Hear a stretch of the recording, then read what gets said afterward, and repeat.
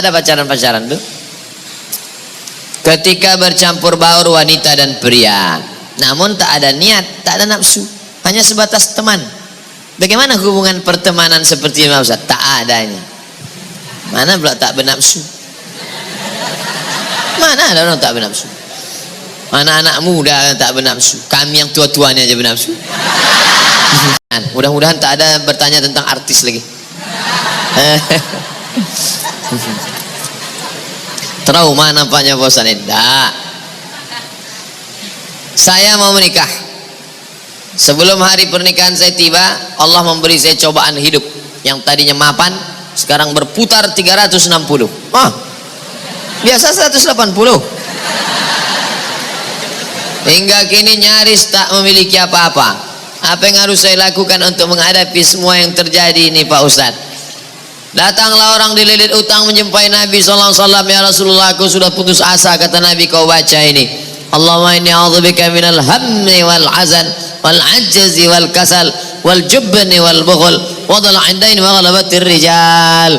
Allahumma inni a'udzubika minal hammi, jauhkan aku dari susah hati, wal hazan, kesulitan-kesulitan, wal ajzi, lemah, lesu, letoy, loyo, wal kasal, malas berusaha, wal jubni, pengecut, takut aja dengan orang, wal bukhul, pelit, kikir, kedekut, wa dhal'indaini, dililit utang, wa ghalabatir rijal, ditekan orang, dikuasai orang lain. Selamatkan aku dari ini. Doa pada Allah, Allah turunkan bangkit semangat kerja, kerja engkau balik, kerja balik, cari rezeki. Idza qudiyatis shalah, kalau sudah selesai salat, fantashiru fil ard, bertebaran di atas muka bumi Allah, wabtaghu min fadlillah. Kasih tahu sama dia, Adinda, rencana kita menikah kita pending dulu. Abang sekarang sedang tak ada duit sama sekali. Bang, masalah duit tak usah abang pikirkan. Abang datang aja, ajarkan surat Ar-Rahman, insya Allah ku terima. Wah, tapi sayangnya di sinetron aja yang gitu. Apa betul Pak Ustadz seorang tamu tak boleh menjadi imam khususnya salat Jumat? Boleh, apa pula tak boleh? Yang tak boleh itu dalam mazhab Syafi'i. Ini mazhab Syafi'i yang ketat salat Jumat nih. Mazhab Syafi'i ketat salat Jumat. Kalau tidak cukup 40 orang muqim, wah itu dia. Ada di situ cuman 39 orang. Nah, itu tak sah salat Jumat menurut mazhab Syafi'i. Harus muqim pula. Ini orangnya ramai. Tapi saya kalau khutbah dimanapun tak mau saya jadi imam. Imam tetapnya lah. Kemarin khutbah di Masjid BI. Silakan maju Pak Ustaz. Mana imam tetap? Imam tetapnya pula hafiz hafal Quran, anggota lajnah pentashih Al-Quran. Jangan beli Quran kalau tidak ditashih. Mana halaman tashih? Nih ada di halaman tashih. Halaman tashih. Kalau tak di muka, di belakang. Biasanya begitu. Kalau tak ada, kok bisa Quran ini dicetak di sini? Tak ada tashihnya. Tak ada tashihnya. Tidak ada halaman tashih. Jadi Ustadz Imam BI ini dia anggota pentashih Al-Quran. Dulu kita bangga kita dulu kalau buka Quran ada orang Riau di dalam. Siapa dia? Dr. Satria Effendi dari Kabupaten Pelalawan, S1 Universitas Damaskus, S2 S3 Ummul Qura Makkah, pulang menjadi tim pentashih Al-Quran. Umurnya pendek, meninggal dunia. Ustadz Satria Effendi. Sampai Pangkalan Kerinci, naik sampan, terus arah ke Tanjung Batu. Situlah kampung halaman beliau. Bukan main perjuangan dia sekolah. Naik sampan dari Sungai Kampar ujung sana, terus sampai kemari, sekolah ke Candung bersama Ustadz Bahtiar Daud. Barulah ke Suriah Damaskus, barulah ke Makkah. Pulang kebanggaan. Dipendek umurnya, barokah hidupnya. Nah, pentashih Al-Quran. Jadi saya persilakan dia hafiz Quran, beliau maju. Saya khotibnya saja. Ramai jamaah, jadi tak perlu kita ragu. Saya mendoakan Ustaz keluarga sehat, dilindungi Allah siang dan malam. Amin. Ada orang mendoakan kita siang aja. Ini siang dan malam. Lailau wa nahara. Apa hukumnya wanita sedang haid masuk masjid? Perempuan haid tak boleh masuk masjid. Perempuan haid tak boleh megang Quran. Tak boleh megang Quran. Tak boleh membawa Quran. Tak boleh buka Quran. Tak boleh baca Quran. Tak boleh tawaf. tak boleh i'tikaf, tak boleh puasa. Itulah maka masjid-masjid dulu ada terasnya, ada emperannya. Coba tengok Masjid Baitur Rahman Aceh, ada terasnya. Masjid Raya Al-Masun Medan dekat Istana Maimun, ada terasnya. Masjid Syahabuddin Siak ada. Masjid ini dulu yang bangunan tua dulu, coba pejamkan mata, bayangkan balik masjid tua dulu. Nampak saya terasnya, ada depan, ada terasnya dulu. Itu makanya arsitek yang bangun itu mesti paham fikih. Maka perempuan di teras tuh dia duduk membaca Quran. Pak Ustadz, mengulangi bacaan boleh. Ada ibu-ibu anak gadis hafal Quran 30 juz, satu hari mesti diulang 2 juz. Kalau tak diulang lupa. 7 hari dia berhalangan, maaf cakap, maka 14 juz ulang. Cara ngulangnya diam aja. Kalau ada istri bapak diam aja, itu ngulang bacaan Quran.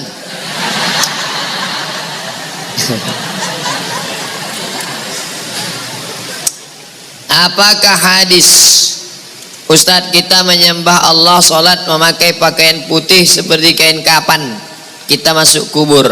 Tak ada, tak ada itu. Yang ada adalah sunnah mengikut Nabi. Pakaian yang paling disukai Nabi putih, jubah Nabi putih.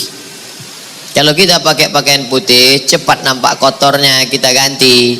Kalau kita pakaian tak putih tak nampak kotor, kawan tak tahan. Oleh sebab itu bagus pakaian putih. Nabi SAW pakai putih. Jika kita setelah berwudu mandi wajib, setelah mandi kita langsung akan salat wajib, apakah kita wudu sekali lagi? Tidak. Wudu menghilangkan hadas kecil, mandi menghilangkan hadas besar. Kalau hadas besar sudah hilang, untuk apa lagi hilangkan hadas kecil? Maka begitu Nabi sunnah. Pertama, maaf cuci tangan supaya jangan sampai tangan yang kotor masuk ke dalam. Setelah itu membasuh kemaluan. Setelah itu berwudu macam wudu salat. Setelah itu baru mandi. Setelah mandi sah salat. Tapi rupanya dia ragu. Saya ragu Pak Ustadz. Kebetulan mandinya di kolam renang. Di setelnya pula terkentut dalam kolam. Suka dia menengok air berbuih-buih naik ke atas. Ya ragu saya Pak Ustadz. Kalau ragu, da'ma ya ribuka ila ma la ya ribuka, maka berwudu engkau setelah mandi, naik ke atas bilas, karena air kolam itu macam-macam, orang berkudis, orang berbisul, orang berkurap airnya semua. Tak pula diganti. Naik ke atas bilas, setelah bilas berwudu dia sekali lagi, afdal untuk menghilangkan was-was dia. Jika seorang perempuan sedang belajar jadi imam, bolehkah sholat wajibnya diucapkan dengan sedikit keras? Asal tak ada laki-laki, perempuan sama perempuan, ibu, anak ibu, adik ibu, ponakan ibu, perempuan semuanya, maka dia baca jahat. Tapi kalau ada laki-laki, tidak. Laki-laki dia ada laki-laki pimpinan jadi imam. Saya ada lihat ceramah ustad di Instagram, ustad tet. Ini kalau disebut nanti kena sensor. Tentang azan yang tidak boleh lafaznya dipanjangkan, harus mengikuti sesuai mat tabi'i. Macam mana? Allahu Akbar, Allahu Akbar. Macam mana kalau tak ilmu? Allahu Akbar, Allahu Akbar. Macam mana itu? Jadi masalah azan itu tidak sama macam itu. Azan itu bersanad. Itu muazin itu azannya bersanad sampai kepada Bilal bin Abi Rabah. Muazin itu bersanad tuh, dia dari gurunya sampai kepada Bilal. Lagunya tak berubah-ubah. Jadi kalau ada, inilah bahayanya orang belajar tajwid lalu kemudian mau diterapkannya itu semua. Dia tak panjang. Allahu Akbar, Allahu Akbar. Saya juara azan dulu antar SD. Saya akhwat yang bekerja sebagai pegawai. Saya hobi suka dengan pekerjaan saya. Namun jika waktunya tiba dan saya menikah, saya harus long distance marriage dengan suami karena saya bekerja. Ini bagaimana ya Pak Ustadz? Sebelum menikah kamu duduk dulu, jangan nanti Kata si suami, aku nikah sama engkau kan setelah engkau 23 tahun. Dulu kau disekolahkan bapakmu, SMP, SMA, kuliah, duitnya sudah banyak. Nanti kalau kusuruh kau berhenti kerja, bapakmu marah. Tapi sementara anak-anak ini usia emas, golden age, 2 tahun pertama susukan, peluk cium, sayang-sayang. 2 tahun kedua lari-lari, lompat-lompat, main-main. 2 tahun ketiga baca surat pendek, baca ayat pendek, baca doa-doa. Tahun ke-7 matanglah dia sudah. Jadi kalau selama 7 tahun ini op dulu, nanti habis itu baru. Mau tak kau tetap kerja, tapi nanti akhirnya kau sambut dia pulang, anak dia lari rupanya ke pelukan pembantu.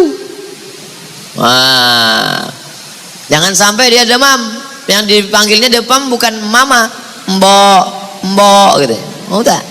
Sudah putus hubungan gara-gara 6 tahun. Nah, itu dari awal harus sudah ada MOU, Memorandum of Understanding between me and you. Jangan tak jelas. Pacaran 2 tahun tak tentu arah. Yang dibicarakan, duduk apa gimana kabar status Instagram hari ini ya? Tak jelas. Pendek, singkat tapi jelas. Jangan tak tentu arah. Tak ada pacaran-pacaran tuh. Ketika bercampur baur wanita dan pria, namun tak ada niat, tak ada nafsu, hanya sebatas teman. Bagaimana hubungan pertemanan seperti ini Ustaz? Tak adanya. Mana pula tak bernafsu? Mana ada orang tak bernafsu? Anak-anak muda tak bernafsu. Kami yang tua-tuanya aja bernafsu. Apalagi kalian muda. Tak ada tuh. Kami berteman aja Pak Ustaz. Tak ada. TTN itu. Teman tapi nafsu. La tattabi'u khutuwatis syaitan. Jangan kau ikuti langkah-langkah setan. Jangan ikut-ikut langkah setan. Jangan ikut-ikut langkah setan. Setan tak pernah mengajak berzina. Ayo berzina, ayo berzina. Nggak. Langkah-langkah setan. Nazratun, pandangan. Fabtisamun, senyum. Fasalamun, salam. Fakalamun, ngomong. Famau'idun, janjian. Faliqaun, pertemuan. Makan siang besok, ya. Habis makan, no free lunch. Tak ada makan siang yang gratis. Terjadilah apa yang terjadi. Apa ada zakat untuk hasil sewa rumah kontrakan? Ya, zakat sewa kontrakan rumah sudah ada sejak zaman Imam Ahmad bin Hanbal, Imam Hanbali. Buka fikih zakat Yusuf Qardawi. Ibu bapak harus punya setiap rumah masing-masing fikih zakat. 2 jilid disertasi Syekh Yusuf Qardawi. Zakat kontrakan.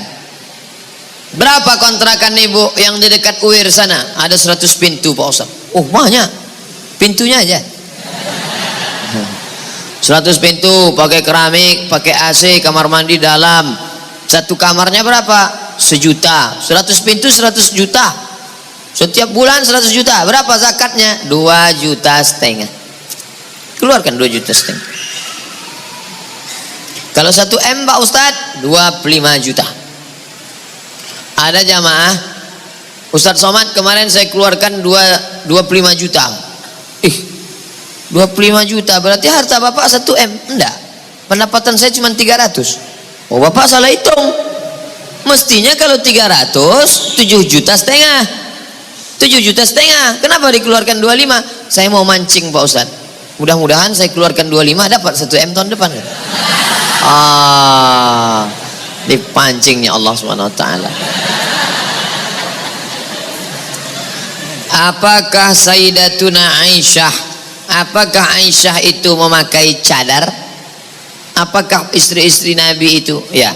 Ya ayyuhan nabi, wahai nabi, qul li azwajika, katakan kepada istrimu, wa banatika, kepada anak-anak perempuanmu, wa nisa'il mu'minin, kepada perempuan yang beriman, yudnina alaihinna min jalabibihin, hendaklah mereka menurunkan kain panjang mereka. Bagaimana caranya?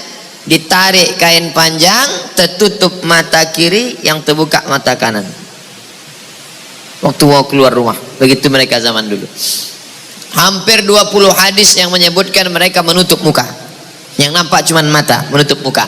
Gara-gara itulah Syekh Abdul Aziz bin Bas, mufti Saudi Arabia, mengatakan cadar wajib. Nanti kalau ada ustadz berceramah, cadar wajib.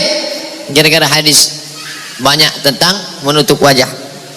Tapi Syekh Albani mengatakan ada hadis-hadis lain yang mengatakan bahwa ada juga zaman itu perempuan yang wajahnya nampak. Nah, maka saya condong kepada yang pendapat kedua, cadar tak wajib, cadar hanya mustahab, anjuran. Kalaulah cadar itu wajib, berarti lawan daripada wajib haram. Haram ibu-ibu menampakkan wajah. Nah, oleh sebab itu maka yang bercadar silakan bercadar. Mahasiswi-mahasiswi saja yang bercadar silakan bercadar. Yang tak mau bercadar tak usah berkelahi antara bercadar tak bercadar. Kalau berkelahi antara yang bercadar dengan yang tak bercadar, maka yang bertawa yang buka jilbab. Tersinggung lagi, payah.